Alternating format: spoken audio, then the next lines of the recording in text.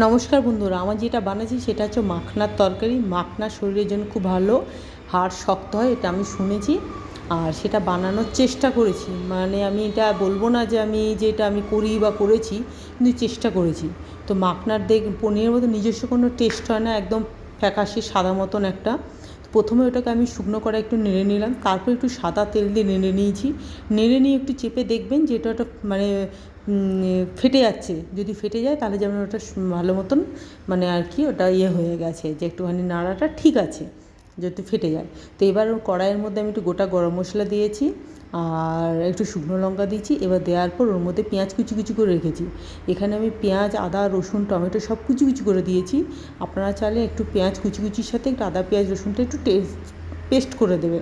তো আমার একটু অসুবিধার জন্য আমি সবই কুচি কুচি করে দিয়েছি। আর এখানে সমস্ত রকম গুঁড়ো মশলা একসাথে দিয়েছি, যার মধ্যে এখানে আপনার ধনে গুঁড়ো, জিরে গুঁড়ো, লঙ্কা গুঁড়ো, ওগুলো সব একসাথে দিয়ে সেটাকে ভালো করে কষিয়ে নিয়েছি।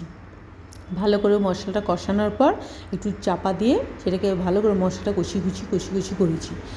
এবার চাপা খুলে যখন হয়ে যাবে তখন ওই মাখনাগুলো, ভাজা মাখনাগুলো আমি ওর মধ্যে দিয়ে দিলাম। ভাজা মাখনাগুলো দিয়ে দেওয়ার পর ভালো করে নাড়িয়ে চাড়িয়ে নিলাম। অল্প একটু জল দেবো, বেশি জল দেবো না, কারণ বেশি জল দেওয়ার দরকার নেই, এটা আমি শুকনোই করেছি। তার সাথে দিয়ে দিলাম একটু গরম মশলা, ভালো করে গরম মশলা দিয়ে ভালো করে নাড়িয়ে নিলাম, হালকা করে ঢাকা দিয়ে রেখেছিলাম। এবার এটা নামিয়ে দিলাম। তো আমি ফার্স্ট টাইম বানালাম, খেতে যে খুব খারাপ হচ্ছে তা নয়, খেতে মোটামুটি ঠিক আছে। প্লিজ আপনারা এরকম বাড়িতে বানিয়ে দেখতে পারেন। ধন্যবাদ।